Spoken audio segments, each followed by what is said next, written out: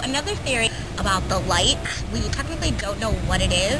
The light of the heart of the island. The light of the heart of the island. So I was thinking that maybe the light is the goodness in everyone, the pureness, you know, pure of heart.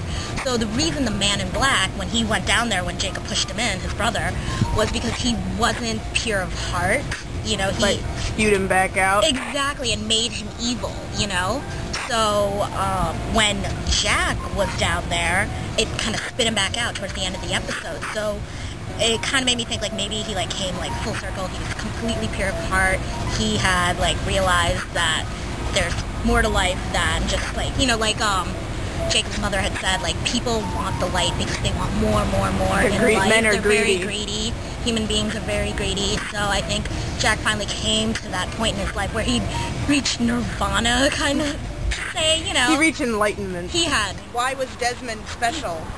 Why was he able to, like, withstand the electromagnetic properties of the island and be able to survive? And he's the only one that could go down there and, like, pull out the little plug. I thought that was interesting because the light was like the goodness in all human beings, but we always are And searching once for that more went and out, more. it would go out everywhere. Yes, exactly. So Does that mean everybody died? And for a while there, I thought the alternate timeline was, yes. like, when the thing came out, everybody died, and that's where they went. Exactly, but then if you think back to the episode with Jacob and Richard, when they were talking about the wine and the cork bottle, you know, the cork itself was the island. Right. And the wine. And was the wine, evil. the evil. So if the island itself disappeared, evil would spread everywhere, and that light would go out, so no one would... But, like, you're so vague about it, They so. are very vague about it. I know Lost is not one of those shows that will spoon feed you every answer, because there's really no fun in that. You want to use your imagination, but it's just kind of...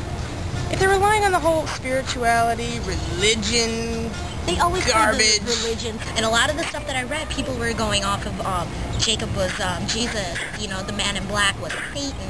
Oh, wait. Wait, Jacob was God. Jacob was God, I'm sorry, and Jack was Jesus because he sacrificed himself for the good of everyone else. And that, so Jen said that what would Desmond be, the archangel? Right. Like, I mean, well, he had these superpowers. He did. Of some sort. He technically Well, he's the only one that could withstand. Yeah, he couldn't die. He couldn't die. And he was the one who brought everyone together again. Yes. In the end, so. One of the things we haven't really talked about is, I mean, we've been so obsessed with the ending, but we forgot, you know, there was a lot more content in the rest of the episode, and one of my favorite parts was the final, the Showdown. I was going to say duking out, then I know that the duke out, the final showdown. You, sir, I challenge you to a duel. With Lock Monster and Jack, when Desmond finally, you know, uncorked something. He pulled a little plug out, and Locke goes, "Well, Jack, looks like you were wrong." And the island starts falling apart. And then they get into a little bit of a wrestling match, and all of a sudden Jack punches him in the face, and blood starts coming out. Yeah. So he's all of a sudden immortal again, and Jack's like, "Looks like you were wrong." Oh, Jack was right indeed, and indeed. and that he'd been wrong all these years, being the smug monster. The look on his face was just incredible. He was just dumbfounded. It was great. And of all people to kill Locke, it was Kate. Right? Got him. I saved a bullet for you, or something. Boom, blow him away. It's sad because Locke was also one of my favorite characters, even if he was smoky for a while. And during this last episode, you really got to see Hurley's like acting abilities when he was saying goodbye to Jack, and he was just like welling up with tears in his eyes. Oh my God! All of the saddest moment. I was so sad for him. That was his little buddy. He was the Gilligan to skipper, like I said.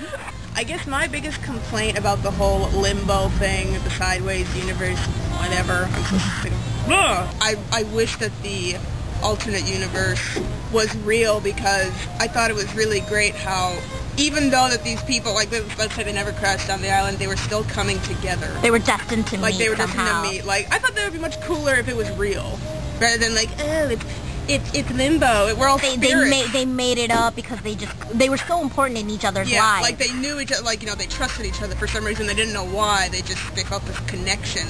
And I thought it'd be so much cooler if it was like real life. Maybe this is limbo too, and we're all dead. Maybe her and I really crashed on an island somewhere in another universe. Yeah, I wish I crashed on an island with Sawyer, but that's not happening anytime soon. Don't we so all? I heart him. him so much. But I was really happy that he was back with Juliet again. That was such a touching moment where they all started remembering and reuniting with each other. I'm such a freaking puss. I started like bawling and crying. It was like, you know, like 6 Feet Under is another one of my favorite shows to finale. I was bawling for like days. Yeah. With this, you know, I was emotional, but just those last minutes ruined it for me because I was so confused where they were going with it. I'm like, are you serious? This is what they're doing? And in the end, it was so dramatic, and Jack is dying, and he's in the field, and I'm like, wait, what? with the dog. With dog. Vincent. With dog. Vincent. I guess it just kind of ruined it for me because I was so stuck on trying to figure out what they were getting at that I couldn't even enjoy, like, the dramatic finale. Yes. I mean, now that we've, like, talked about it for a little while, and we finally get it, I still don't like it. I'm kind of disappointed. It was a weak ending in my eyes. I know that the writers, they knew exactly how it was going to begin and how it was going to end. I just don't think they knew how many seasons ABC was going to give them. They could have been 3 seasons, it could have been 10 years. I mean, they knew it was going to end the same way the whole time. It's just the stuff in the middle. They got way too detailed and just made it this really kind of niche mythology cult type show, and then in the end they just relied on faith, and it kind of pisses me off. If they knew how it was going to end the whole time, they kind of contradicted themselves because they also said that they wouldn't make it so the ending was, oh yeah, they're all dead, or it's some sort of dream that they all had. But in the end, that's exactly what they did. So contradictory much? I don't get it. But then another question I want to ask is, how else did you guys expect it to end? Because I'm not really sure how I expected it to really end.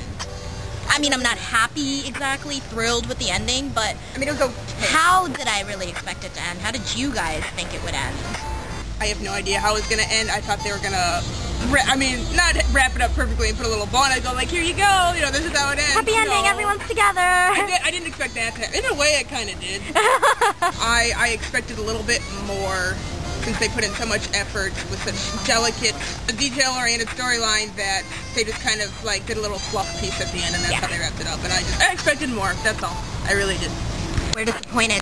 Very disappointed.